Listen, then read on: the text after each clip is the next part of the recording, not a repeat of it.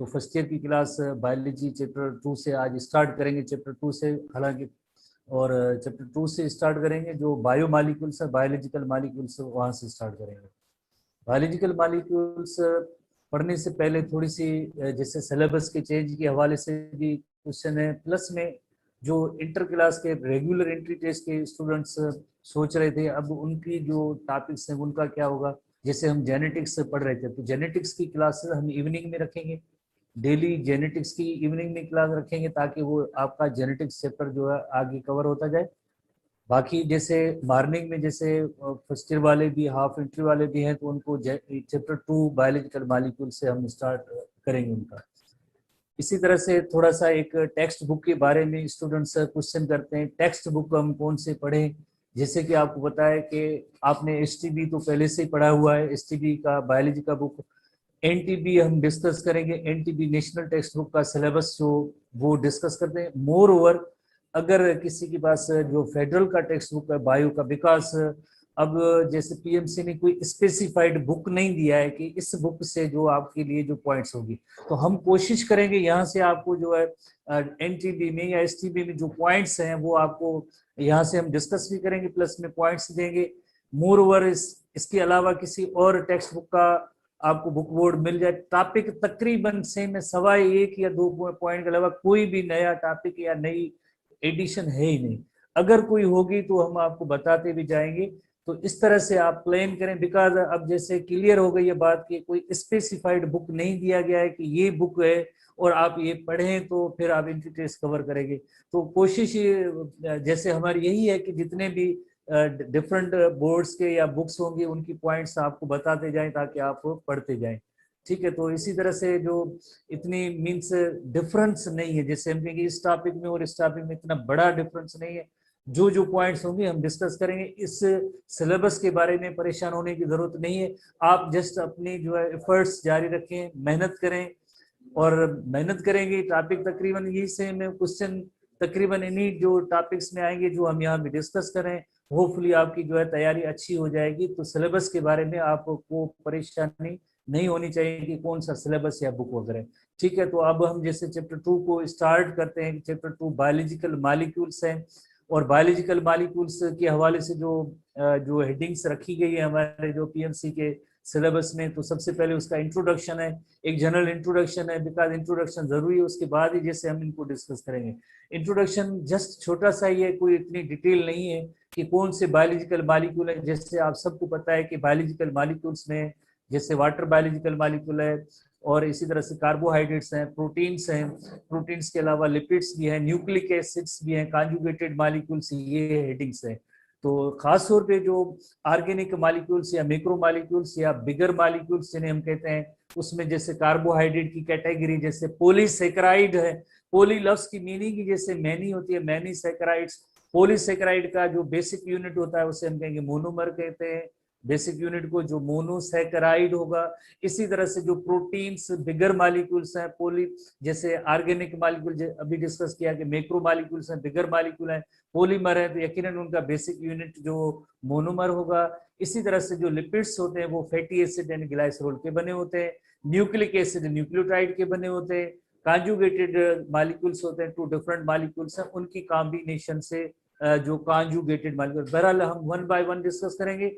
Plus में एक चीज ये वेरी कॉमन है कि NTB as well as STB के अंदर प्रोपोर्शन दिया गया है कि हर एक मॉलिक्यूल का प्रोपोर्शन क्या है लिविंग ऑर्गेनिज्म में या सेल के अंदर। तो प्रोपोर्शन को याद करना जस्ट ऐसे है जैसे ये चीज है याद, हार्ड एंड फास्ट है, चीजें याद करनी जो आपने पहले से याद की है सेम ही है तकरीबन।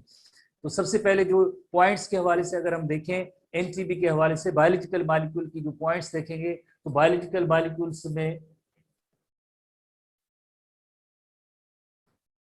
four fundamental kinds of biological molecules: carbohydrate, protein, lipids and nucleic acid। NTB की पॉइंट है ये, एनटीबी की फोर फंडामेंटल जो काइंड्स ऑफ बायोलॉजिकल मॉलिक्यूल। जैसे नंबर 1 कार्बोहाइड्रेट है, तो यहाँ पे जैसे इंट्रोडक्शन है, तो इंट्रोडक्शन में जनरली या ओवरऑल जैसे इनका फंक्शन या रोल बायोलॉजिकल मॉलिक्यूल का क्या है उन्हीं को डिस्कस किया है। Present in the cytoplasm of the cell and provide fuel for the metabolic activities. Fuel का मतलब है जैसे एनर्जी, जैसे कार्बोहाइड्रेट्स की जैसे ऑक्सीडेशन होती है सेल्यूलर रेस्पिरेशन के रिजल्ट में, और इसके रिजल्ट में आपको पता है एटीपी मॉलिक्यूल बनते हैं जिन्हें हम एनर्जी करेंसी ऑफ सेल कहते हैं। तो इस वजह से जनरली एक फ्यूल लफ्ज इस्तेमाल हुआ है। फ्यूल, फ्यूल की मीनिंग है जैसे एनर्जी। मेन काम जैसे इंट्रोडक्शन के हवाले से बताया, हालांकि और भी फंक्शन है, इनको भी जैसे हम डिस्कस करेंगे। Number 2 is the proteins present in the membrane, ribosome, cytoskeleton, enzymes of the cell. तो ये ओवरऑल इंट्रोडक्शन है कि प्रोटीन कहाँ कहाँ मिलते हैं, बट आगे इनकी डिटेल भी जैसे मौजूद है फंक्शन वाइज, उनको भी देखें। Lipids present in the membrane and cytoplasm of the cell. Lipids provide reserve food source, energy source such as shape, protection and insulate the cell. Overall जैसे लिपिड के फंक्शन है, ओवरऑल बताए गए हैं कि लिपिड कहाँ कहाँ पे पाया जाता है, क्या फंक्शन है, और आगे डिटेल मौजूद है। न्यूक्लिक एसिड जैसे DNA, DNA present in the chromosome and it controls the cell activity. Cell activities की मीनिंग है जैसे आपको पता है DNA is the genetic material, और जेनेटिक मटेरियल इसी के जरिए कैरेक्टर्स एक जनरेशन से दूसरी जनरेशन तक इनहेरिट होते हैं। तो ये जितनी रेगुलेशंस हैं कैरेक्टरिस्टिक की transmission, each and every characteristic genetic material के तौर पे डीएनए की आइडेंटिफिकेशन है, पहचान है। जैसे हमने जैसे चैप्टर 6 के अंदर डीएनए को बहुत ही डिटेल में पढ़ा इत्तेफाक से, और आपने बहुत ही अच्छा पढ़ा। आई एम वेरी हैप्पी कि आपने इतना बहुत हार्ड टॉपिक्स जो थे बहुत अच्छे तरीके से पढ़े, बट आपकी मेहनत रहेगा नहीं जाएगी, यकीनन किसी न किसी जगह पे काम आएगा। तो हमने पहले ही थोड़ा बहुत इसके बारे में डिस्कस किया है। Nucleic acid RNA is present in the nucleoplasm and cytoplasm. It takes genetic information from DNA and play role in the protein synthesis. You know very well कि जितनी इंफॉर्मेशन जो डीएनए के अंदर होती है मैसेंजर आरएनए की सूरत में ribosomes की तरफ जाती है, और राइबोसोम यहाँ पे polypeptide chain of amino acid, जो आपने टेस्ट के लिए प्रिपरेशन भी कर ली थी तकरीबन एक दिन पहले से, ये सिलेबस चेंज हुआ है। तो यू नो वेरी वेल कि ये डीएनए की information messenger RNA and then ribosome में जाता है। ओवरऑल जैसे ये इनका इंट्रोडक्शन है। उसके बाद जैसे एक जैसे टेबुलेटेड चार्ट है जनरली ओवरऑल बायोमॉलिक्यूल्स की परसेंटेज के हवाले से। तो परसेंटेज कितना होता है, तो ये ऐसे क्वेश्चन एनटीबी में, ये पेज जो एनटीबी का है और एनटीबी के अंदर ये परसेंटेज भी दिया गया। तो हम अक्सर यहाँ पे एनटीबी का जिक्र इस वजह से करते हैं बिकॉज एसटीबी अब जो इनके सामने बहुत ही छोटा सा बुक रह गया है। एसटीबी की जितनी पॉइंट्स है वो अदर बुक्स में मौजूद है। एसटीबी की जितनी भी पॉइंट्स है वो अदर बुक्स में मौजूद है। यहाँ से भी हम आपको बताएंगे कि ये पॉइंट जो है, जैसे आप एसटीबी को आप जैसे भूल जाए एक बार, बिकॉज टेक्स्ट बुक बोर्ड वाले जो एसटीबी उन्होंने पढ़ा था, अब ये चीजें नहीं है, तो हम आपको नई चीजें जो जैसे सिलेबस में उनके ऊपर ज्यादा फोकस करेंगे, तो वही चीजें सेम कवर हो जाती है। जैसे ये चार्ट है, जैसे चार्ट देखें, वाटर मॉलिक्यूल वही सेम जो आपने पढ़ा था एसटीबी वाला 70%। इसी तरह से जो है प्रोटीन से 15 एंड 18%। इसी तरह से जो है कार्बोहाइड्रेट्स बैक्टीरियल सेल के अंदर 3%, मेमिलियन सेल के अंदर 4%, और lipids and then 2 and 3% respectively. जैसे बैक्टीरियल सेल में 2% एंड मेमेलियन सेल में जैसे 3%। उसके बाद डीएनए 1% होता है, और ये 0.2% मेमेलियन सेल के अंदर। सेम चार्ट आरएनए जैसे 6% और 1.1%। अदर ऑर्गेनिक मॉलिक्यूल्स जिसमें एंजाइम्स, हार्मोन्स, मेटाबोलाइट, जैसे हमारे एसटीबी में जस्ट ऐसे लिखा हुआ अदर मॉलिक्यूल्स, बट यहाँ पे विद एग्जाम्पल भी जैसे लिखा गया है। तो मीन्स ये 2 पॉइंट और ये 2 पॉइंट, और इनऑर्गेनिक आयंस जैसे एग्जाम्पल है तो इसमें 1 और 1 सेम %। ये 1 और 1 और 2 जो है ये सेम है। जैसे बाकी जैसे वाटर है वो भी तकरीबन सेम है। प्रोटीन का फर्क है 15 और 18%, 15 और 18%, 15 और 18%। तो इस चार्ट के जरिए आप दो क्वेश्चन बहुत ही इंपॉर्टेंट होंगे, वो उनको आप नोट करेंगे। कौन से दो क्वेश्चन? एक है कि the most abundant biomolecule in living organism, that is सबसे ज्यादा कौन सा है, वो है जैसे 70% आप वाटर देख रहे हैं, 70% वाटर है। अगर ऑर्गेनिक मॉलिक्यूल पूछा जाए, ऑर्गेनिक तो आप सबसे ज्यादा कंसंट्रेशन, जैसे प्रोटीन मॉलिक्यूल, प्रोटीन ऑर्गेनिक है और वाटर जैसे इनऑर्गेनिक है। जैसे आपको पता है केमिस्ट्री में आपने जैसे पढ़ा होगा, कार्बन हाइड्रोजन के साथ है तो ऐसे बॉन्डेड है कोवेलेंटली, तो इससे मॉलिक्यूल को जैसे हम कहेंगे ऑर्गेनिक। और जैसे ये वाटर जैसे H2O वाटर, तो इसमें हाइड्रोजन तो मौजूद है बट कार्बन नहीं है। CO2 जैसे इसमें कार्बन मौजूद है बट हाइड्रोजन नहीं है, तो ये इनऑर्गेनिक है, ये इनऑर्गेनिक कहलाएंगे। जिसमें ये बेसिक और फंडामेंटल डेफिनेशन ऑर्गेनिक की, जिसमें कार्बन बेसिक स्केलेटन में शामिल होता है, कोवेलेंटली बॉन्डेड विद हाइड्रोजन, ऐसे मॉलिक्यूल को हम कहते हैं ऑर्गेनिक मॉलिक्यूल। तो अगर इस लिस्ट में आप देखेंगे, चार्ट में देखेंगे, सबसे ज्यादा मोस्ट एबेंडेंट ऑर्गेनिक कंपाउंड है वो है प्रोटीन है। अगर मोस्ट एबेंडेंट सिर्फ लिखा हुआ तो वाटर है। एबेंडेंट लफ्ज की मीनिंग है ज्यादा, सबसे ज्यादा। तो इस तरह से सबसे ज्यादा आप चार्ट के अंदर देख रहे हैं 70% ही वाटर है। डिस्टिंग्विश कर रहे हैं, फोकस दे रहे हैं, ताकि आप थोड़ी सी ऐसे टोकन टाइप क्वेश्चन होते हैं जिसमें आप कोई गलती की गुंजाइश ना रखें, मेमोराइज करें, क्रेमिंग करें ऐसी पॉइंट्स, तो इसमें लॉजिक कोई नहीं, आप इनको याद करेंगे। ठीक है, उसके बाद जैसे नेक्स्ट जो हेडिंग है, जैसे हम वन बाय वन हर एक मालिक्यूल की डिटेल डिस्कस करेंगे। तो उसमें सबसे पहले जैसे वाटर मालिक्यूल है, और water you know very well H2O inorganic तो है, मोस्ट एबेंडेंट है। इंपॉर्टेंस ऑफ वाटर, जो सिग्निफिकेंस ऑफ वाटर जो हम पढ़ते आए हैं, जैसे एसटीबी के अंदर तकरीबन वही सेम है, थोड़ी सी एक दो जैसे पॉइंट से एडिशनल होंगी, किन किन जगहों पे वो वहां पे डिस्कस करेंगे। Water is one of the main constituent of the earth, 2/3 of the earth is covered by water. जैसे हम कहते हैं 70% से भी ज्यादा जो है प्लानिट अर्थ पे जो है वाटर है, प्लानिट अर्थ पे वाटर है। तो इससे अंदाजा लगाएं कि वाटर की कितनी सिग्निफिकेंस है, बिकॉज लाइफ की एग्जिस्टेंस है वो लाइफ सपोर्टिंग प्लानिट है वो सिर्फ अर्थ है, इसके अलावा बाकी प्लानिट्स हैं उनके हाँ कोई भी लाइफ की ट्रेस नहीं मिली है, कोई ऐसी ट्रेसेस नहीं मिली। ये because of only and only water की प्रेजेंस की वजह से होती है। तो ओवरऑल समंदरों के अंदर जैसे पानी पड़ा है, हम कहते हैं इसका क्या फायदा, इसका भी एक बहुत ही बड़ा एडवांटेज होता है। जैसे 70% वाटर प्लानिट अर्थ पे है, इसका मकसद है ये पूरे प्लानिट अर्थ का जो टेम्परेचर की रेगुलेशन है इसी वाटर की वजह से है। जैसे इतनी सनलाइट हीट वगैरह उसको एब्जॉर्ब करना, और ओवरऑल पूरे एटमॉस्फेयर का जो टेम्परेचर रेगुलेशन में इसी 70% वाटर का ही रोल होता है। ऐसे नहीं है कि 70% वाटर है बस 70% वाटर, इसकी भी एक सिग्निफिकेंस और इंपॉर्टेंस है। तो 70% of any organism is found of water. जैसे हमने ये भी पढ़ा है, अभी चार्ट पढ़ा है कि सबसे ज्यादा 70% चाहे बैक्टीरियल सेल हो चाहे मेमेलियन सेल हो, उसके अंदर 70% वाटर है। टोकिन टाइप के ऐसे सवाल हैं जो आप यकीनन याद करते जाएंगे। Most abundant compound in any organism, lowest is the 20% in seeds and bones. ये नए सवाल हैं, जैसे एनटीबी के नए सवाल हैं, टोकिन टाइप की सवाल है। जैसे lowest concentration of water seeds और बोन के अंदर होती है, that is the 20%, highest 85 to 90% in the brain cell. तो ये ऐसे सवाल कभी कभार आपको, जैसे आप इनको नोट कर लेंगे ना पॉइंट्स में, पॉइंट्स की सूरत में आपको नोटिंग होगी आपके पास, थोड़ी सी यादाश्त भी आपको आ जाएगी, बहुत ही आसान तरीके से आप बायोलॉजी को आप हैंडल कर सकते हैं। तो अभी जो 68 क्वेश्चन जो है, ये 68 क्वेश्चन आप कर सकते हैं, कोई इसमें इतनी डिफिकल्टी होगी ही नहीं। आप जैसे आप बायो के बारे में आप कंफ्यूज ही ना हो, परेशानी ना हो, आप ये सब मार्क्स ले सकते हैं। अगर इसी तरह से जो क्रेमिंग की पॉइंट्स हैं वो क्रेमिंग करके याद करें, थोड़ी एक दो प्रोसेस होंगे तो यकीनन जो उनको भी हम डिस्कस करें, तो ये आपको एक सपोर्टिंग स्कोर की सूरत में ये सब मिलेंगी चीजें। तो बहरहाल तो ये 20% सीड्स एंड बोन्स के अंदर सबसे कम, and 85 to 90% in the brain cells, highest जो कंसंट्रेशन में, जैसे हाईएस्ट कंसंट्रेशन में जैसे वाटर की प्रेजेंस होती है।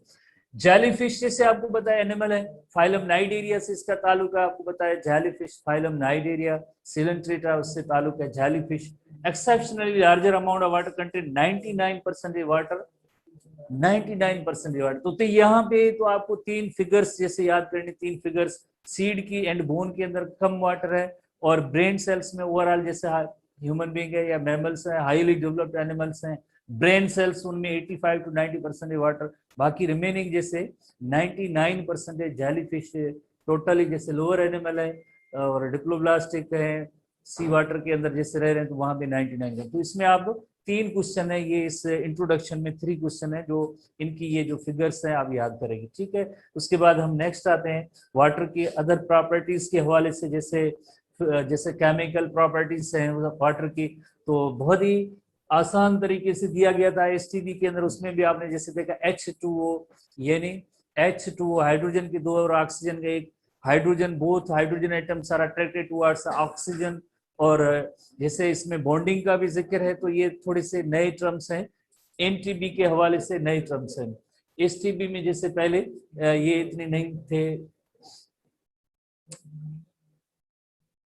तो पोलरिटी है, हाई पोलरिटी, पहली पहली प्रॉपर्टी है वाटर के हवाले से हाई पोलरिटी है। हाई स्ट्रक्चर तो वहाँ एसटीबी में अलग से पहले स्ट्रक्चर बताई गई थी कि जैसे H2O और देन वाटर, और वाटर की मॉलिक्यूल जो है हाइड्रोजन बॉन्डिंग के जरिए लिंक्ड हैं, कनेक्टेड हैं, और बॉन्डेड है, जैसे हम कहते हैं जैसे one water molecule is linked with 4 other water molecules bye hydrogen bonding, ये हमने डिस्कस किया था। मोर ओवर जैसे वाटर को पोलर मॉलिक्यूल कहा गया था, ये एसटीबी की हम बातें कर रहे हैं, ठीक है, वही इसी के अंदर कवर हो जाएगी, इसी हेडिंग के अंदर कवर हो जाएगी। एसटीबी के अंदर जैसे लिखा हुआ था कि जैसे oxygen is slightly negative in nature, slightly negative in nature इसका मतलब है इट अट्रैक्ट्स दोनों हाइड्रोजन मॉलिक्यूल्स को अपने, हालांकि जैसे आपको पता है ऑक्सीजन के आउटर शेल के अंदर, जैसे आउटर शेल के अंदर 8 इलेक्ट्रॉन्स की कैपेसिटी मौजूद है, बट वहां पे 6 होते हैं। तो इसी तरह से जो ऑक्सीजन, इसी तरह से हाइड्रोजन है, उसमें जैसे जो शेल होता है उसमें 2 इलेक्ट्रॉन्स की कैपेसिटी है बट 1 मौजूद है। तो यानी हाइड्रोजन भी अपने इलेक्ट्रॉन आके शेयर करता है ऑक्सीजन के साथ, तो शेयरिंग ऑफ इलेक्ट्रॉन से जो बॉन्डिंग बनती है। तो इसी तरह से H2O, बट आप जैसे देखिए ऑक्सीजन को इलेक्ट्रोनेगेटिव, मोर इलेक्ट्रोनेगेटिव कहा गया because it attracts water molecule. तो जो इलेक्ट्रोनेगेटिव वाटर मॉलिक्यूल को, सॉरी हाइड्रोजन एटम को अपनी तरफ अट्रैक्ट करता है। इसी तरह से एक जो है जैसे अगर आप देखेंगे स्लाइटली पॉजिटिव, स्लाइटली नेगेटिव, जैसे ये टर्म आए, तो oxygen is slightly negative because, slightly negative क्यों, हाइड्रोजन को अपनी तरफ से अट्रैक्ट करता है। हालांकि शेयरिंग ऑफ इलेक्ट्रॉन के जरिए बॉन्डिंग बनी है बट अपनी तरफ अट्रैक्ट करता है, स्लाइटली नेगेटिव एंड आया। और हाइड्रोजन जैसे जा रहे हैं ऑक्सीजन की तरफ तो उसमें स्लाइटली पॉजिटिव एंड आया। तो जिसपे स्लाइटली पॉजिटिव या नेगेटिव जो एंड होते हैं, इस ऐसे मॉलिक्यूल को हम कहते हैं ये पोलर मॉलिक्यूल है, वाटर इज पोलर मॉलिक्यूल। तो इस बॉन्डिंग के हवाले से ये इसी, जैसे वहां पे एसटीबी के अंदर ओवरऑल जैसे प्रॉपर्टीज दी गई हैं, बट एनटीबी के अंदर ये हेडिंग है हाई पोलरिटी की हेडिंग उसमें मौजूद है। Bonds which are found by the mutual sharing of electron between 2 atoms is called the covalent bond. Chemistry का टर्म है जो आपने पढ़ा है, आपको अच्छी तरह से याद है। Normally the sharing of electron between 2 atoms is fairly equal and the covalent bond is called the non polar. हम इसकी डायग्राम भी देखेंगे, जब इक्वल हो शेयरिंग हो तो हम उसे कहेंगे नॉन पोलर। बट जैसे in case of water, however, the sharing of electron between oxygen and hydrogen not completely equal and the bond is called as, ऐसे बॉन्ड को हम कहेंगे पोलर। जैसे वो नॉन पोलर, ये पोलर है। तो क्यों शेयरिंग जैसे एक कंप्लीटली इक्वल नहीं है, जैसे हालांकि वाटर की जो ऑक्सीजन का जो पार्ट है उसके अंदर जैसे 6 इलेक्ट्रॉन 2 इलेक्ट्रॉन, जैसे हाइड्रोजन की दोनों इलेक्ट्रॉन्स को अपनी तरफ अट्रैक्ट करते हैं या पुल करते हैं। तो यानी हालांकि जिसमें बेनिफिट तो दोनों का है, जैसे शेल वैलेंसी उनकी कंप्लीट हो रही है, शेल के इलेक्ट्रॉन कंप्लीट हो रहे हैं, बट ऑक्सीजन जो अपनी तरफ उनको अट्रैक्ट करता है, इस वजह से हम कहेंगे कि जैसे ये जो है इक्वल नहीं है, not completely equal. So polar covalent bond is chemically bonded in which shared electrons are pulled closer to the more electronegative atom। more electronegative इस वाटर के अंदर क्या है, दैट इज ऑक्सीजन। जैसे ऑक्सीजन भी जैसे हम देखेंगे डायग्राम देखते हैं वहां पे जैसे नेगेटिव साइन होगी, making it partially negative and other atom partially positive. Partially positive क्या होगा, दैट विल बी हाइड्रोजन, और partially negative that is water के अंदर वो ऑक्सीजन होता है। तो ये ऐसी पॉइंट्स यकीनन जैसे आपने केमिस्ट्री वगैरह में पढ़ी है, आपको अच्छी तरह से पता भी है और आप एक्सपर्ट भी हैं, very much expert in chemistry. तो ये ओवरऑल जैसे आप पोलर कोवेलेंट बॉन्ड है, पोलर कोवेलेंट बॉन्ड है तो अनइक्वल जैसे कोवेलेंट बॉन्डिंग है, हाइड्रोजन एटम दोनों जो ऑक्सीजन की तरफ जाते हैं। जैसे ये नॉन पोलर कोवेलेंट बॉन्ड है, जैसे यहाँ पे जैसे अगर कार्बन है तो हाइड्रोजन हाइड्रोजन हाइड्रोजन, जैसे कार्बन की वैलेंसी 4 होती है, टेट्रावैलेंट है, चारों तरफ से जैसे हाइड्रोजन जैसे जा रहे हैं ऑक्सीजन की तरफ, या इस तरह से O एंड O, जैसे ये भी एक जैसे इक्वल है, शेयरिंग है, non polar covalent bond, non polar covalent bond. But ये वाटर मॉलिक्यूल जो है that is the polar covalent bond. ऐसे वाटर मॉलिक्यूल के अंदर जैसे हाइड्रोजन और ऑक्सीजन जो है ये पोलर कोवेलेंट बॉन्डिंग बनाते हैं, पोलर कोवेलेंट बना। मोरओवर एक और भी टर्म जैसे एसटीबी के अंदर ऐसी डायग्राम भी मौजूद है कि one water molecule is linked with 4 other water molecules bye hydrogen bonding. जैसे ये एक वाटर मॉलिक्यूल है, ये एक वाटर मॉलिक्यूल है, एक वाटर मॉलिक्यूल है, जैसे इस वाटर मॉलिक्यूल की 4 दूसरे वाटर मॉलिक्यूल के साथ बॉन्डिंग है, और सामने वो भी चार, इसी तरह से जितने भी वाटर मॉलिक्यूल्स होंगे पूरी एक सरफेस बना लेते हैं, एक दूसरे के साथ इंटरकनेक्टेड होते हैं जितने भी वाटर मॉलिक्यूल होंगे। तो जैसे ये जैसे आप देखें H2O, जैसे ये हाइड्रोजन ये ऑक्सीजन हुआ, तो जहाँ पे हाइड्रोजन जहाँ पे पॉजिटिव एंड है, सामने इसके जो दूसरा वाटर मॉलिक्यूल होगा उसका, जैसे हाइड्रोजन यहाँ पे है तो ये ऑक्सीजन होगा। ये डॉट वाली जो बॉन्डिंग निशानी है ये हाइड्रोजन बॉन्ड की है। ये जैसे डॉट्स आपको नजर आ रही है ये जो हाइड्रोजन बॉन्ड है, जैसे यहाँ पे ऑक्सीजन है ये ऑक्सीजन है, तो इसी तरह से आप देखेंगे कि यहाँ पे भी जैसे ये डॉट्स वाली बॉन्ड है ये भी जैसे डॉट वाली हाइड्रोजन बॉन्ड है। One water molecule is linked with four other water molecules bye hydrogen bonding. और आगे हम पढ़ेंगे इसी हाइड्रोजन बॉन्डिंग का बहुत ही इंपॉर्टेंट रोल होता है बायोलॉजिकल प्रॉपर्टीज ऑफ वाटर, उसको जैसे रेगुलेट करना, मेंटेन करना, उसमें इन्हीं हाइड्रोजन बॉन्डिंग का बहुत इंपॉर्टेंट रोल है या किरदार है। हाइड्रोजन बॉन्डिंग के हवाले से जैसे हम बात करें तो ये देखिए ऑक्सीजन ऑक्सीजन का आइटम, जैसे फर्स्ट शेल के अंदर 2 इलेक्ट्रॉन है, बट जो सेकंड शेल है उसके अंदर 8 इलेक्ट्रॉन की कैपेसिटी होती है, बट जैसे मीन्स 2 इलेक्ट्रॉन जैसे कम है। तो हाइड्रोजन है उसमें 1 इलेक्ट्रॉन होता है, तो ये भी अपना इलेक्ट्रॉन ले आएंगे आके ऑक्सीजन को देंगे। और इसी तरह से शेयरिंग ऑफ इलेक्ट्रॉन जो होती है, electrons from hydrogen, electron shell in water molecule के अंदर इस तरह से जो शेयरिंग ऑफ इलेक्ट्रॉन होती है, तो sharing of electron covalent bond. Oxygen जो है स्लाइटली नेगेटिव एंड होता है और हाइड्रोजन जो है पॉजिटिव है। ओवरऑल ये डायग्राम से आपने जैसे पढ़ा हुआ है, आपको अच्छी तरह से पता है, आप ये डिस्कस कर सकते हैं, याद भी होगा यकीनन आपको। अब जो है इसी हवाले से जो प्रॉपर्टीज हैं वाटर की, जो एक प्रॉपर्टी है यूनिवर्सल सॉल्वेंट के तौर पे है, water as a universal solvent. Water की जो प्रॉपर्टी है वो यूनिवर्सल सॉल्वेंट की है।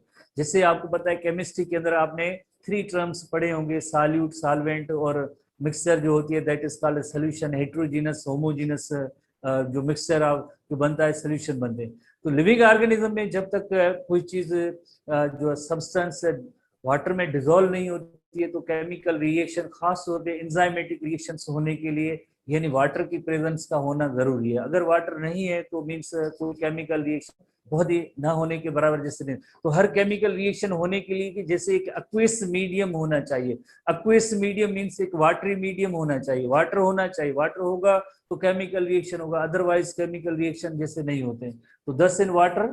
तो ये ऐसी पॉइंट्स हैं जो वेरी सिंपल है, आपने मेनी टाइम्स जैसे पढ़ी हुई है, तो हम इतनी इसमें एनर्जी लगाएं या मेहनत करें तो इतनी कोई खास चीज नहीं एंटिटीज के हवाले से। The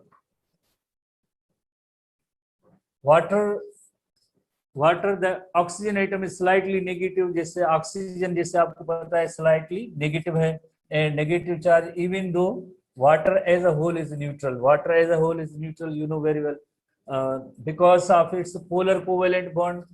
Water is polar molecule and it has slight negative, slight positive. ये एनटीबी की पॉइंट्स है जो वर्ड बाय वर्ड जैसे डिस्कस करें, बिकॉज काफी स्टूडेंट कहते हैं कि हम बुक रीडिंग नहीं करते, ये बुक है, मैं बताता भी रहता हूँ। तो ये बुक की रीडिंग ये है जो पॉइंट 1 बाय 1 आ रही है, और ये सिंपल चीजें जो हमने डिस्कस की हैं, इसी वजह से हम इतनी ज्यादा जो है इस पे टाइम इस पे नहीं देते हैं, नहीं लगाते हैं, आगे चलते हैं।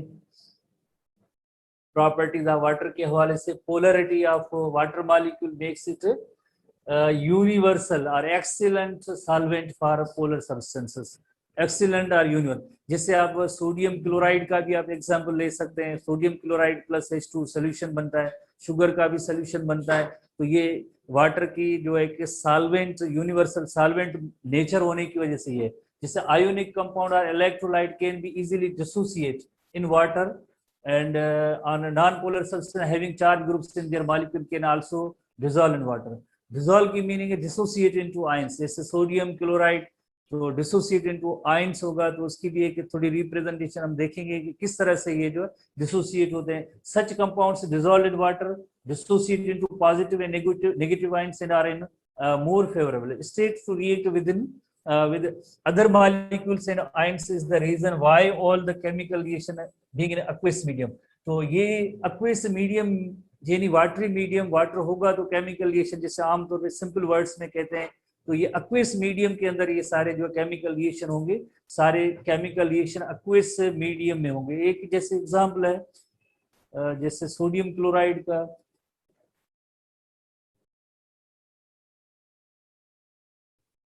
सोडियम क्लोराइड प्लस वाटर, जैसे जैसे ये छोटे छोटे मॉलिक्यूल्स जैसे सारे वाटर मॉलिक्यूल है, जैसे वाटर मॉलिक्यूल है। और सोडियम क्लोराइड जैसे dissociate into ions, dissociate into ion, जैसे क्लोरीन पे जैसे नेगेटिव चार्ज जैसे, और सोडियम में Na ये तो पॉजिटिव है। तो आप जैसे देखें सोडियम जो पॉजिटिव है तो उसके इर्द गिर्द जो है ऑक्सीजन नेगेटिव जो है इसके साथ जो है अटैच हो जाती है। तो ये इसी तरह से जो क्लोरीन जैसे नेगेटिव है तो उसके साथ ये हाइड्रोजन पार्ट आ जाते हैं, क्लोरीन नेगेटिव तो पॉजिटिव एंड हाइड्रोजन। और इसी तरह से सोडियम जो है जैसे पॉजिटिव है तो उसके इर्द गिर्द जो oxygen negative dissociate into ion. तो यानी water is considered good solvent in biochemical reaction. जैसे ट्रेबल साल्ट इसका एग्जांपल लेते हैं, positively charge sodium ion and negatively charge chloride ion. Oxygen of water is attracted, oxygen of water is attracted to the positive sodium ion. जैसे ये oxygen part है इसमें जैसे oxygen जो पॉजिटिव ऑक्सीजन नेगेटिव है water का, और इसी तरह से जो है सोडियम पॉजिटिव है तो इसकी तरफ ये अट्रैक्ट होके जाता है। इसी तरह से the hydrogen of water, hydrogen जैसे आपको पता है कि उसमें जो हाइड्रोजन पे पॉजिटिव है यकीनन attracted towards the negative and negative chloride ions हैं जो। तो इसी तरह से ये डिसोसिएट इनटू आयंस होंगे तो देन जो है इनका ऐसे केमिकल रिएक्शन होता है। अदरवाइज जैसे ये पॉजिटिव नेगेटिव नेचर होने की वजह से ये केमिकल रिएक्शन हो रहे हैं, अदरवाइज ये वेरी डिफिकल्ट टू हैपन। तो ये जैसे यूनिवर्सल सॉल्वेंट की जनरली बात है। Number 3 point is the cohesion and adhesion. तो कोहेशन एंड एडिशन दो ऐसे टर्म्स हैं जो वेरी सिंपल मैनर में आपने जैसे पढ़े हैं, जैसे एडिशन कोहेशन। जैसे आपको याद होगा जैसे वाटर और वाटर के आपस में लिंकेज बॉन्डिंग हाइड्रोजन बॉन्ड के जरिए, यानी हम कहेंगे कि ये जब सिमिलर मॉलिक्यूल एक दूसरे के साथ अटैच होते हैं लिंक होते हैं तो उसे हम कहेंगे कोहेशन कहेंगे। और डिसिमिलर मॉलिक्यूल होते हैं जो डिसिमिलर मॉलिक्यूल होंगे, जैसे हमने एग्जांपल कॉमनली लेते हैं प्लांट्स के अंदर वाटर प्लस सेलुलोस, तो ये डिसिमिलर मॉलिक्यूल हुए तो इसे हम कहेंगे एडिशन। और आप स्टूडेंट्स को याद होगा फर्स्ट ईयर में एसटीबी में हम पढ़ते हैं ट्रांसपोर्ट ऑफ वाटर के अंदर जैसे एक असेंट ऑफ सेप पढ़ते हैं, और उसके बाद जैसे ट्रांसपैरेशन की थ्योरीज के हवाले से ट्रांसपैरेशन पुल थ्योरी जिसे एडिशन कोहेशन टेंशन थ्योरी भी कहते हैं, जिसमें आपने देखा होगा एडिशन की मीनिंग है वाटर मॉलिक्यूल सेल्यूलोज के साथ जाइलम के अंदर वो अटैच होता है, इसी तरह से वाटर वाटर के साथ लिंक होता है।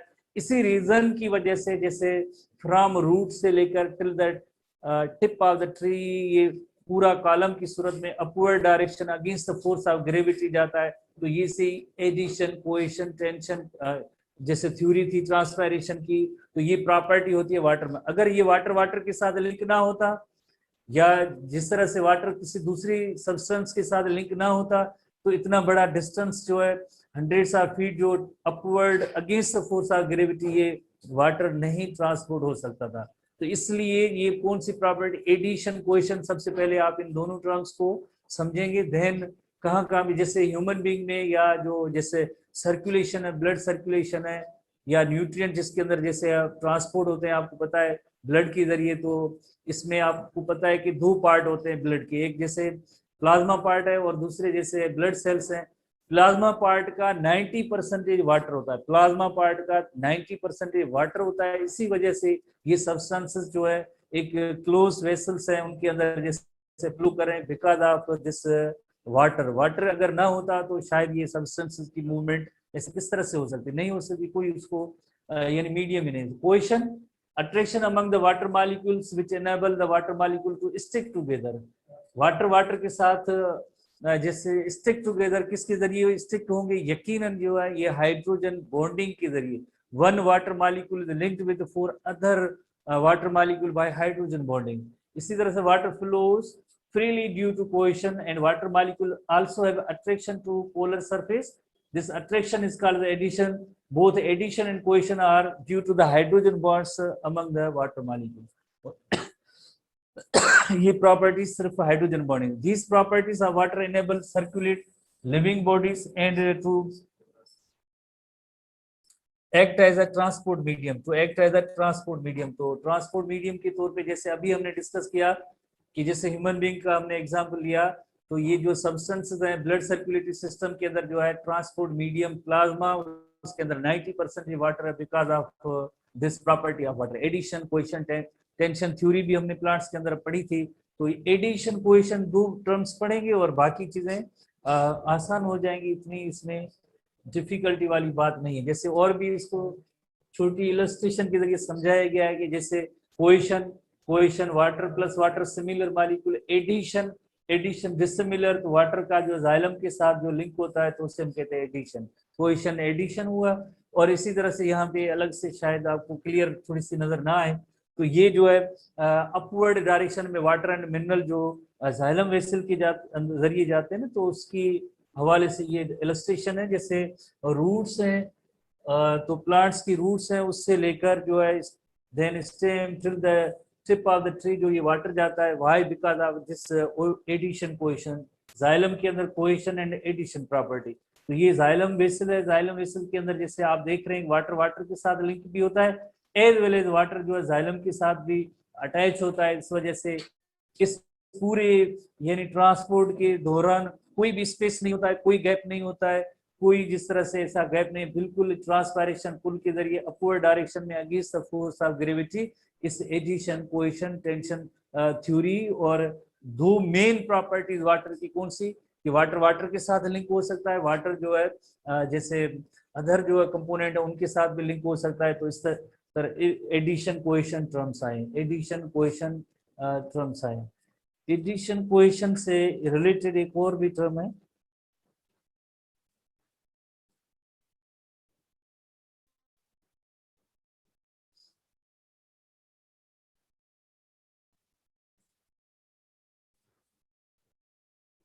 Surface tension. सरफेस टेंशन को लास्ट में देखते हैं। फिलहाल एनटीबी की जो पॉइंट्स है उस पर हम चल रहे हैं। एनटीबी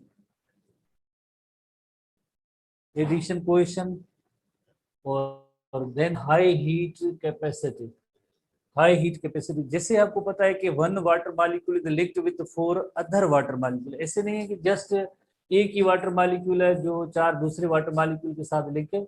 जैसे ये भी वाटर मॉलिक्यूल, ये वाटर मॉलिक्यूल, आगे भी इसी तरह से one water molecule linked with other four other water molecule, ये भी इसी तरह से चार दूसरे वाटर मॉलिक्यूल के साथ लिंक होता है, बॉन्ड होता है, अटैच होता है एक दूसरे के साथ, वाटर वाटर के साथ लिंक होता है। तो जब तक मीन्स एक सिंगल वाटर मॉलिक्यूल जैसे बाकी वाटर मॉलिक्यूल से अलग होता है, तो यकीनन उसके लिए क्या होना चाहिए, उसके लिए सबसे पहले हाइड्रोजन बॉन्डिंग जो है जिसके जरिए वाटर वाटर के साथ लिंक होते हैं, ये हाइड्रोजन बॉन्डिंग ब्रेक होनी चाहिए। तो आप देखिए कितने वाटर मॉलिक्यूल सारे एक दूसरे के साथ जुड़े हुए थे, कितने जगहों पे, चार जगहों पे सारे वाटर मॉलिक्यूल एक दूसरे के साथ जुड़े हुए हैं, हाइड्रोजन बॉन्डिंग भी है, चार पॉइंट्स भी है। जब तक ये यानी हाइड्रोजन बॉन्डिंग ब्रेक नहीं होती है तो मीन्स वाटर जो है अलग या सेपरेट नहीं होगा। तो यू नो वेरी वेल कि वाटर की जैसे थ्री स्टेट्स होती है, जैसे थ्री स्टेट्स होती है, तो यानी वाटर की जो वेपर्स बनते हैं, अगर आपने केमिस्ट्री वगैरह में पढ़ा 100 डिग्री सेंटीग्रेड पे जैसे बॉइलिंग पॉइंट है, और देन जो जैसे वेपर बनते हैं जैसे आपने पढ़ा है। तो ये जब भी आपने देखा होगा कि जब वाटर को बॉयल करते हैं तो उसका मतलब ये होता है कि हम इतनी हीट दे रहे हैं जिसमें ये सारी चीजें जैसे one water molecule is linked with four other water molecule, ये सारी जो बॉन्डिंग है वो सब ब्रेक होगी। जब तक ये ब्रेक नहीं होती है तो मीन्स वाटर मॉलिक्यूल्स एवापोरेट ये से नहीं हो रहे हैं, बॉइलिंग पॉइंट है, वेपर्स नहीं बनेंगे, तो उसको बहुत ही ज्यादा 100 डिग्री सेंटीग्रेड टेम्परेचर, एक बड़ा टेम्परेचर होता है, तब जाके जो है ये सारी बॉन्डिंग ब्रेक होगी और देन जो है ये जिस तरह से वेपर्स बनते हैं। तो इसी तरह से जब भी लिविंग ऑर्गेनिज्म में आपने देखा है कि इन्वायरमेंट सब एक जैसा हर वक्त नहीं होता है, कभी टेम्परेचर कम भी होता है, कभी टेम्परेचर ज्यादा भी होता है।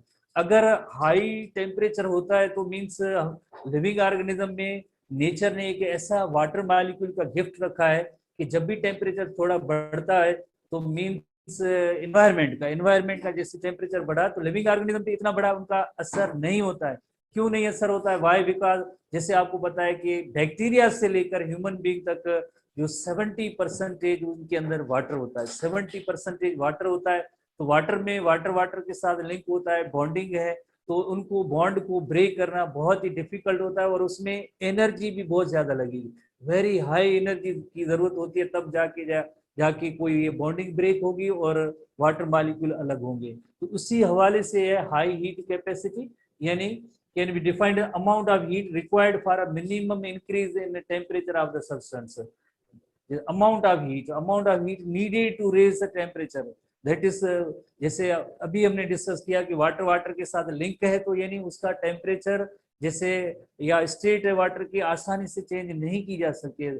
So specific heat capacity of water can be represented as sum of the calorie. ये फिजिक्स के हवाले से होगी. यकीन calorie required to raise the temperature of 1 gram of water 1 degree centigrade. that ये इसका 4.18 जूल्स जैसे बताया गया है. तो हमारे एसटीबी के अंदर भी जैसे ये पॉइंट बताई गई है कि amount of energy needed to raise temperature 1 degree centigrade 1 gram substance, तो उसे हम कहेंगे हाई हीट कैपेसिटी कहेंगे. तो इसी तरह से जो हमारी बॉडी के अंदर जो वाटर होता है, इस वाटर की प्रेजेंस की वजह से अगर हीट उसको मिलती है एटमॉस्फेयर की वजह से, तो उनकी बॉडी का टेम्परेचर यकदम चेंज नहीं होता है. वाई? बिकॉज हमारे यहाँ वाटर के साथ लिंक हुआ है, तो उसमें बहुत ज्यादा हीट चाहिए तब जाके उसमें चेंज या तब्दील. थोड़ी सी इसकी एक्सप्लेनेशन एनटीबी में है. Water has relatively very high heat capacity that any other substance due to the hydrogen bonding. जैसे अभी हमने नोट किया ना कि 1 water molecule is linked with 4 other water molecule, तो उनके दरमियान हाइड्रोजन बॉन्डिंग है. हम उनको आसानी से जैसे ब्रेक भी नहीं कर सकते हैं. So because of much of the heat absorbed by water is utilized in the breakdown of the hydrogen bonding, therefore it does not manifest itself to raise the temperature of the water. तो यानी जितनी भी heat बाहर से आएगी, तो यानी वो पहले एब्जॉर्ब करे हाइड्रोजन बॉन्डिंग को ब्रेक करने के लिए. जब हाइड्रोजन बॉन्डिंग ब्रेक होगी, तो देन जो है टेम्परेचर रेज होगा, या वाटर की स्टेट भी तभी चेंज होगी जब ये बॉन्ड ब्रेक होंगे. Hence very large amount of heat can increase very little temperature in water. जैसे शुरू में हमने इंट्रोडक्शन में पढ़ा कि प्लानेट अर्थ पे 70% वाटर है, तो यही रीजन है जिसकी वजह से जैसे जितनी भी हीट वगैरह होती है वाटर ये एब्जॉर्ब करते हैं. पूरे प्लानेट अर्थ का इतना बड़ा जैसे टेम्परेचर उसमें राइज हो इंक्रीज हो, ये नहीं होती है, ये वाटर की वजह से, वाटर बॉडीज की वजह से होती है. So due to high heat capacity water works as a temperature stabiliser or regulator of organism in the hot environment, and hence protects the living material against sudden thermal changes. NTB की points हैं, तो यही same बात जिसको हम यहाँ पे discuss करें कि यानी हाइड्रोजन बॉन्डिंग इतनी ज्यादा वाटर के साथ है, सारे वाटर मॉलिक्यूल एक दूसरे के साथ लिंक है, उसको ब्रेक करने के लिए बहुत ही ज्यादा एनर्जी की जरूरत पड़ेगी. तो मीन्स वाटर मॉलिक्यूल सेपरेट होंगे, अदरवाइज सेपरेट नहीं होंगे. जब तक ये सेपरेट नहीं होगा, तो मीन्स बॉडी टेम्परेचर हमारा मेंटेन रहेगा, स्टेबलाइज रहेगा, उसमें बिग चेंज नहीं आएगी. तो 1 डिग्री सेंटीग्रेड बढ़ाने के लिए भी एक ह्यूज अमाउंट ऑफ जैसे हीट नीडेड होती है, और हमारी बॉडी के अंदर 70% वाटर है, इस वजह से आसानी से टेम्परेचर रेस या इंक्रीज जैसे नहीं होता है. सिंपल छोटी सी बात है, आप जैसे इसको आसानी से नोट कर सकते हैं. ये जस्ट इलस्ट्रेशन है स्पेसिफिक हीट कैपेसिटी का, कि heat capacity needed 1 gram of water 1 degree centigrade very high compare to air and land material. और इसी तरह से जो से ये हीट है तो मीन्स ये इसको जो है वाटर जैसे एब्जॉर्ब करता है, और इस वजह से जैसे पूरे प्लानेट अर्थ का जो टेम्परेचर उसमें रेज या इंक्रीज नहीं होती है. इस वजह से प्लानेट अर्थ जो है एक सपोर्टिंग प्लानेट है, लाइफ को सपोर्ट करने का प्लानेट है. अगर इन्वायरमेंट के हवाले से चेंजेस होती जाए, जैसे इस वक्त हमारे इलाकों में जैसे 50 डिग्री सेंटीग्रेड के करीब टेम्परेचर है, तो अगर ये 50 degree centigrade body temperature sustain ही नहीं कर पाता, डेथ हो जाती. तो ये सब क्यों भाई? बिकॉज ऑफ जैसे हमारे वाटर की प्रेजेंस की वजह से बॉडी के अंदर जो है ये चेंज, इतनी बड़ी चेंज एकदम नहीं आती है. हाई हीट ऑफ वेपराइजेशन, ये भी इसी से जिससे रिलेटेड है, सेम इसी चीज है. High heat of vaporisation is the amount of heat required to convert a unit mass of liquid into gaseous form.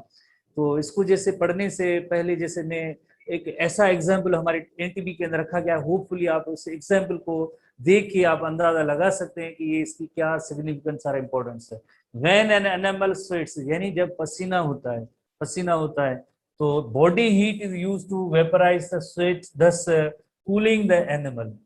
Evaporative cooling, जैसे हमने जैसे इंटर क्लास में होम्योस्टेसिस में थर्मोरेगुलेशन में पढ़ा था कि जैसे नॉर्मल बॉडी टेम्परेचर से थोड़ा रेज होता है, तो मीन्स कौन सी मैकेनिज्म स्टार्ट होती है, इसको टेम्परेचर को कम करने के लिए स्वेटिंग का अमल होता है. जब भी टेम्परेचर, बॉडी टेम्परेचर नॉर्मल उससे कम होता है तो शिवरिंग होती है, तो शिवरिंग होती है, मसल्स में कॉन्ट्रेक्शन होती है, तो उससे क्या होता है, थोड़ी हीट जनरेट होती है। इसी तरह से नेचर ने ये हमें दो फिनोमेना दिए हैं, शिवरिंग एंड स्वेटिंग एक दूसरे के अपोजिट हैं।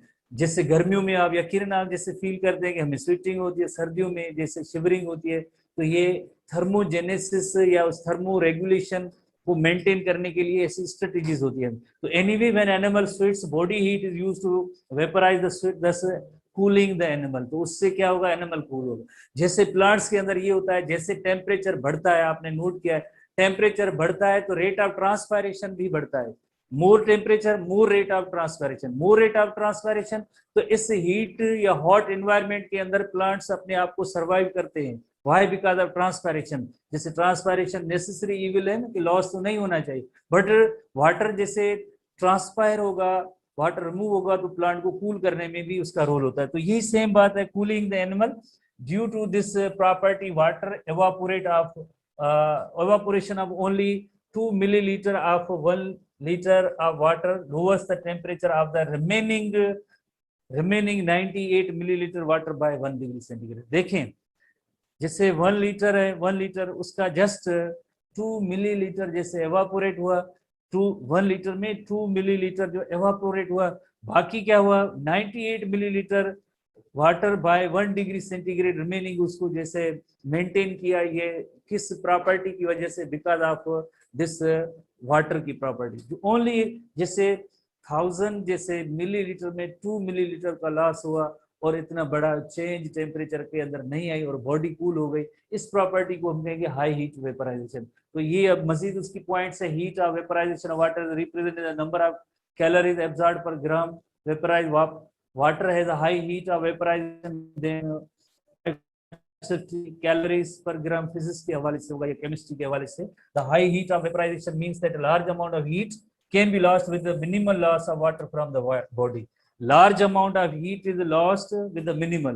कैसे large amount of heat? उसके लिए just 1000 मिलीलीटर में 2 मिलीलीटर जैसे हीट लॉस को जैसे एवापोरेट हुआ वाटर और बाकी बॉडी जो है वो कूल हो गई। तो ये नहीं देखिए 998 मिलीलीटर ये तो कूल हुआ ना, वो तो उसका तो उस पर तो इम्पैक्ट नहीं पड़ा, जस्ट ओनली 2 मिलीलीटर जैसे एवापोरेट हुआ। तो यानी जैसे ये पॉइंट है ना, तो ये इसी स्विचिंग पसीने वाला जो एग्जाम्पल है उस पर ये जो फिट होती है पॉइंट कि यानी this is the high heat vaporisation water that gives animals an effective way to release excess body heat in the form of environment, in the form of in a hot environment। जैसे हमें भी जैसे इस जैसे environment के हवाले से आपने देखा होगा, जब भी बहुत ज्यादा गर्मी या ऐसी महसूस होती है, फौरन जैसे एक पसीना रिलीज होता है। पसीना एक स्ट्रेस का भी होता है, जैसे सर्दियों के मौसम में एक स्ट्रेस की सिचुएशन होती है, हाइपोथैलेमस थर्मो रेगुलेटरी सेंटर होता है, तो उस हवाले से भी एक साइकोलॉजिकल स्ट्रेस में पसीना अलग चीज है। बट हॉट वेदर के अंदर जैसे स्वेटिंग होना, बॉडी टेम्परेचर जैसे वो इंक्रीज हो रहा था, बट उसको जैसे हॉट एनवायरनमेंट को उसको बैलेंस रखने के लिए जैसे स्विचिंग का अमल होता है, एवापोरेटिव कूलिंग का अमल होता है। जैसे 1000 लीटर्स के अंदर जस्ट ओनली 2 मिलीलीटर उस हीट को लॉस करने में जो है वो सफिशिएंट थे, और इसी तरह से बॉडी का टेम्परेचर जैसे एक हवाले से रेगुलेट होता है, मेंटेन होता है। तो इसे हम कहते हैं कि ये high heat vaporisation. Number 6 point है हाइड्रोफोबिक एक्सक्लूशन। हाइड्रोफोबिक एक्सक्लूशन बहुत ही सिंपल इसकी इलस्ट्रेशन है। जैसे फॉर एग्जांपल अगर आप वाटर है और एक वाटरी मीडियम है, उसके ऊपर जैसे आप कोई ऑयल है उसका ड्रॉप होता है, तो आपको पता है कि ये आपस में जैसे इनका एक मिक्सचर नहीं बनता, बिकॉज हाइड्रोफोबिक आपने एक लफ्ज सुना है ना कि ये जैसे लिपिड्स के अंदर ऑयल्स की जो कैटेगरी है हाइड्रोफोबिक इन नेचर है। तो hydrophobic exclusion can be defined as the reduction of the contact area between water and hydrophobic substance। Water and hydrophobic substance, जैसे ऑयल्स हैं, ये फैट्स हैं, ये हाइड्रोफोबिक, और वाटर इनके दरमियान कॉन्टेक्ट एरिया की reduction of the contact area of between water and hydrophobic substance which are placed in water। For example, if you place few drops of oil on the surface of water solution, the oil drops will tend to join into single drop। Basically, hydrophobic exclusion play key role in maintaining the integrity of the lipid bilayer। आप students को याद है lipid bilayer जिसमें phospholipid के 2 layer होते हैं, phospholipid molecule के 2 layer होते हैं, जिसमें आपने देखा है कि जैसे अगर हम सेल की बात करें, ये सेल है तो एक उसका एक इंटीरियर साइड है और दूसरा ये इसका एक्सटर्नल एनवायरनमेंट है। तो प्लाज्मा मेम्ब्रेन या सेल मेम्ब्रेन की ये पॉइंट है। तो प्लाज्मा मेम्ब्रेन या सेल मेम्ब्रेन की जो कंपोजिशन है उसमें आपने देखा है कि फास्फोलिपिड के मॉलिक्यूल होते हैं, एक एक्सटर्नल एनवायरनमेंट होता है और दूसरा इसके सेल के अंदर के साइड का जो पार्ट होता है। तो ये लिपिड बायलेयर है, उसमें क्या है कि फैटी एसिड हाइड्रोफोबिक इन नेचर है, इस वजह से दे रिपेल ईच अदर। और प्लस में जैसे इनका हेड एंड होता है जो फास्फेट ग्रुप होता है, हाइड्रोफिलिक इन नेचर होता है, इस वजह से ये integrity of the plasma membrane इसी नेचर की वजह से ये मेंटेन होती है। Integrity of the plasma membrane, this is maintain due to this property. कौन सी प्रॉपर्टी? जैसे ये इस हाइड्रोफोबिक एक्सक्लूशन की वजह से, this is why because of hydrophobic exclusion. जैसे ये लिपिड बाइलेयर है, आपको पता है कि ये इसका जो फॉस्फेट ग्रुप जैसे होता है, ये हाइड्रोफिलिक इन नेचर है, जो हेड्स होते हैं, और ये जो फैटी एसिड वाला एंड है जो ये हाइड्रोफोबिक फैटी एसिड के जो टेल होते हैं। तो इस तरह से एक जो है जैसे आपको पता है कि सेल्स होते हैं, उनका एक्सटर्नल मीडियम जो है वो भी उसके अंदर वाटरी एक मीडियम होता है, इंटरनली साइटोप्लाज्म उसके अंदर भी जैसे वाटर है। तो ये जो प्रॉपर्टी मेंटेन है कि जैसे सेल मेम्ब्रेन इंटैक्ट है, why? Because of hydrophobic exclusion की वजह से, हाइड्रोफोबिक एक्सक्लूशन जिसमें फैटी एसिड के दोनों जो टेल एंड है दे रिपेल ईच अदर। दूसरी तरफ से जैसे आप देखते हैं फास्फेट ग्रुप है तो वाटर लविंग है, तो यहाँ पे एक्सटर्नल वाटर, इंटरनली वाटर, वो वाटर लविंग है, ये वाटर हिटिंग, इस तरह से जो है ये हाइड्रोफोबिक एक्सक्लूशन के जरिए अपने आप को ये मेंटेन की है सेल मेम्ब्रेन की इसी इंटीग्रिटी। और ऐसी इलस्ट्रेशन हमारे लाइक एनटीबी के अंदर भी मौजूद है। जैसे एक नॉन पोलर मॉलिक्यूल है, पोलर मॉलिक्यूल ऐसे, तो पोलर नॉन पोलर हाइड्रोफोबिक और हाइड्रोफिलिक सब्सटेंसेस के हवाले से जैसे अभी हमने डिस्कस किया कि जैसे एक फैट या ऑयल का ड्रॉप होता है वाटर के साथ, जैसे मिक्स नहीं होता, अलग होता है, तो उसी की इलस्ट्रेशन जो एनटीबी में बुक में दी गई है वो सेम, इसकी इतनी ज्यादा पॉइंट्स नहीं है। नेक्स्ट नंबर 7 है ionisation.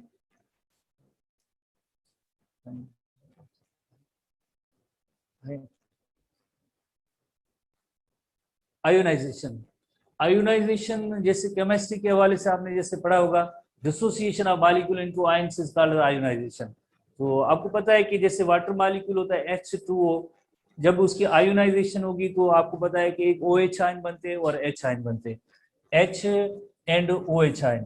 H that is hydrogen ion जिसपे पॉजिटिव चार्ज है, OH दैट इज उसमें नेगेटिव है। तो इसी तरह से जब H एंड OH है, जैसे आपने पढ़ा होगा कंडेंसेशन रिएक्शन के अंदर जैसे दो जैसे मोनोमर्स होते हैं या दो कोई मॉलिक्यूल होते हैं, H एंड OH मिलके वाटर मॉलिक्यूल भी बनाते हैं, वाटर की रिमूवल होती है, कंडेंसेशन, डिहाइड्रेशन, सिंथेसिस। तो H एंड OH जैसे वाटर मॉलिक्यूल के अंदर एक प्रॉपर्टी है कि डिसोसिएट इनटू आयंस, जैसे वाटर मॉलिक्यूल आयंस में डिसोसिएट हुआ, hydroxyl ion and hydrogen ion, और यही हाइड्रोक्सिल एंड हाइड्रोजन आयन से वाटर मॉलिक्यूल भी बन सकता है, डिसोसिएट भी होता है, इन्हीं से वाटर मॉलिक्यूल भी बनते हैं। तो इसकी यानी सिग्निफिकेंस और इंपॉर्टेंस क्या है? इसकी सिग्निफिकेंस और इंपॉर्टेंस ये है, जैसे कि आपको पता है कि जितने मींस ऐसे मीडियम जिसके अंदर हाइड्रोजन आयंस ज्यादा होंगे तो यकीनन वो एसिडिक मीडियम होता है। एसिड की डेफिनेशन में भी यही आपने पढ़ा होगा। इसी तरह से एक ऐसा मीडियम जिसके अंदर OH आयन की कंसंट्रेशन ज्यादा होता है वो बेसिक और अल्कलाइन होता है। And you know very well कि हमारी बॉडी फ्लूइड्स हैं उनका एक प्रॉपर पीएच होना चाहिए, तो जाके वो काफी सारे एंजाइम्स जो होते हैं उनका एक स्पेसिफिक पीएच होता है। एंजाइम सारे pH labile and thermo labile, यानी specific temperature and specific pH पे काम करेंगे, otherwise they do not work. तो इसी तरह से ये किसका यानी रोल होगा, जैसे अगर कोई एक्टिव साइट ऑफ एंजाइम है वहां पे H आयन ज्यादा आ जाए तो जाहिर है सबस्ट्रेट और एंजाइम की एक्टिव साइट के दरमियान कोई केमिकल रिएक्शन नहीं हो सकता, या OH आयन आ जाए तो एंजाइम की एक्टिविटी नहीं होगी। जब एंजाइम की एक्टिविटी नहीं होगी तो बॉडी मेटाबॉलिज्म के अंदर जो बहुत ही बड़ी चेंजेस की जो है रीजन या सबब इवन डेथ हो सकता है अगर पीएच की जो लेवल्स हैं वो चेंज हो। इसी तरह से ब्लड का पीएच भी है, आपको पता है। तो ये सारी जो एसिड बेस बैलेंस रखने में वाटर मॉलिक्यूल का रोल होता है या किरदार होता है। एसटीबी के अंदर एक टर्म मौजूद है कि water behaves as a buffer, chemistry के अंदर जैसे बफर के बारे में आपने पढ़ा है कि यानी ऐसी substance that minimises the changes in pH, उनकी कोशिश होगी that minimises the changes in pH. जैसे फॉर एग्जांपल अगर एक ऐसा मीडियम जिसके अंदर एच आयन की कंसंट्रेशन ज्यादा है, एच आयन की कंसंट्रेशन ज्यादा है, यानी यहाँ पे ये एसिडिक मीडियम हो गया, एसिडिक मीडियम हो गया, यकीनन तो उस जगह पे वाटर डिसोसिएट होकर आयंस के अंदर H एंड OH आयन तो वाटर मॉलिक्यूल बन जाएगा, H एंड OH आयन तो ये वाटर मॉलिक्यूल बन जाएगा। इस तरह से जो है इसको यानी इसकी मीडियम की जो पीएच की जो कंसंट्रेशन है उसको स्टेबलाइज रखने में इनका रोल होता है, वाटर मॉलिक्यूल का रोल। इसी तरह से एक ऐसी यानी प्लेस जगह या मीडियम जिसमें OH आयन की कंसंट्रेशन ज्यादा है, OH आयन की कंसंट्रेशन ज्यादा है, तो यकीनन ऐसा मीडियम क्या होगा, ऐसा मीडियम जो है बेसिक और अल्कलाइन होगा। तो हम सोचेंगे एसिड या एसिडिक मीडियम या अल्कलाइन मीडियम होगा तो क्या फर्क पड़ेगा, बिल्कुल फर्क पड़ता है एंजाइम एक्टिविटी पे। एंजाइम एक्टिविटी जैसे आपको पता है कि हर एक एंजाइम का एक स्पेसिफिक पर्टिकुलर एक पीएच होता है, उसी पे एंजाइम अपना फंक्शन दिखाते हैं, otherwise they can not work properly. तो ये नहीं पीएच के अंदर जो चेंजेस अगर आ जाए तो यानी एक बहुत ही बड़ी ड्रेस्टिक चेंज बॉडी के अंदर आ सकती है। अब इन पीएच के जो चेंजेस आते हैं इनको मिनिमाइज करने का किसका रोल होगा, मिनिमाइज करने का मींस ये वाटर का ही रोल होता है। तो इस हवाले से जैसे पीएच स्केल आपने जैसे पढ़ा होगा, पीएच स्केल के बारे में जैसे केमिस्ट्री के अंदर भी जैसे 1 से लेकर 4 जैसे पीएच स्केल, जैसे 7 इज द न्यूट्रल मीडियम होता है, और जैसे 7 से बिलो जाएंगे यानी 6, 5, 4, 3, 2, 1 या तो ये चीजें इतनी ज्यादा एसिडिक होती जाएंगी। 7 से अबव जाएंगे, 7, 8, 9, 10, 11, 12, 13, 14 तक जाएंगे तो यानी ये मीन्स ये बेसिक। जितनी 7 से अबव जाएंगे 14 तक वो उतनी चीजें बेसिक हो जाएंगी, कम होती जाएंगी उतनी चीजें एसिडिक होती हैं। तो काफी सारी जैसे सब्सटेंसेस हैं, जैसे बैटरी एसिड उसका पीएच 0 होता है, ये हमारे सिलेबस में नहीं है पॉइंट, कोई भी सिलेबस में ये पॉइंट नहीं है, जैसे हम एग्जाम्पल ले रहे हैं। तो पीएच का क्या होता है, relative concentration of hydrogen ions in water. तो H2O ये जैसे water molecule can break into H and OH ion. Equilibrium of water जैसे कैसे होता है, जब भी मींस किस मीडियम में जो बेसिक हो रहा है तो वाटर डिसोसिएट होगा, हाइड्रोजन आयन उनको देगा। अगर जैसे कोई मीडियम जो है जैसे एसिडिक हो रहा है तो मींस हाइड्रोजन आयन कंसंट्रेशन है उसको OH आयन मिले। बेसिक होगा तो यकीनन उसमें क्या है, OH आयन की कंसंट्रेशन ज्यादा होगी तो वाटर डिसोसिएट होके वहां के हाइड्रोजन आएंगे। तो एसिड लो पीएच जब हम तब कहते हैं जब उसमें हाई हाइड्रोजन आयन कंसंट्रेशन होते हैं। बेस किससे कहते हैं, जिसमें बेस यानी जिसमें पीएच बढ़ता जाएगा, जिससे हम कहते हैं 7 से ज्यादा होंगी चीजें तो उसमें लो हाइड्रोजन आयन कंसंट्रेशन, हाई जो OH होते हैं। तो ये 7 जैसे न्यूट्रल मीडियम है तो वाटर की ये कोशिश होती है कि यानी इस पीएच को किसी हद तक जो है उसमें चेंजेस ना आए, तो उसे बफर कहते हैं। तो ये काफी सारे एग्जांपल है, जैसे प्योर वाटर है उसका 7 पीएच होता है, और जैसे 7 से नीचे जाएंगे तो ये मोर एसिडिक होती जाएंगी। ये जैसे कई एसिड रेन वगैरह काफी है, ये सलाइवा है, या इस तरह से 7 से ज्यादा 8, 9, 10, 11, 12, 13, 14 तक आएंगे तो मीन्स वो उतने ज्यादा अल्कलाइन और बेसिक इन नेचर होते हैं। इसी के अंदर एक पॉइंट है, मीन्स एनटीबी में फर्स्ट टाइम जैसे आई है, एसटीबी में पहले नहीं थी, एनटीबी की पॉइंट है, एनटीबी की पॉइंट इसमें आई है। एनटीबी में पॉइंट ये है कि 25 डिग्री सेंटीग्रेड का होगा। This reaction is reversibly but equilibrium is maintained eight 25 degree centigrade. Reversibly कैसे, वाटर ब्रेक होता है OH एंड H आयन में, रिवर्सिबली भी है but equilibrium is maintained at 25 degrees centigrade. H and OH ion affect and take part in many of the reactions that occur in the cells, example that help to maintain or change the pH of the medium. तो medium जैसे आपको पता है acidic and basic क्यों होते हैं, base तब होता है जिसमें OH आयन की कंसंट्रेशन ज्यादा, H की कम, और एसिड तब होता है जब उसमें H आयन की कंसंट्रेशन ज्यादा, OH कम होता है। तो वाटर इस जगह पे स्प्लिट होगा, डिसोसिएट होगा H एंड OH आयन में, तो ये उस मीडियम के अंदर जो पीएच में जो चेंजेस आती हैं उसको मिनिमाइज करता है, रिड्यूस करता है, कम करता है, ताकि ये मीडियम चेंज ना हो। तो बाकी जैसे अब आपकी नेक्स्ट जो फिजिक्स की क्लास होगी, बाकी हम कल पढ़ेंगे, और इवनिंग में जैसे इंट्री टेस्ट की फुल जो सेशन होगा उसका जो जेनेटिक्स पोर्शन हम डिस्कस करेंगे। See you by evening, thank you.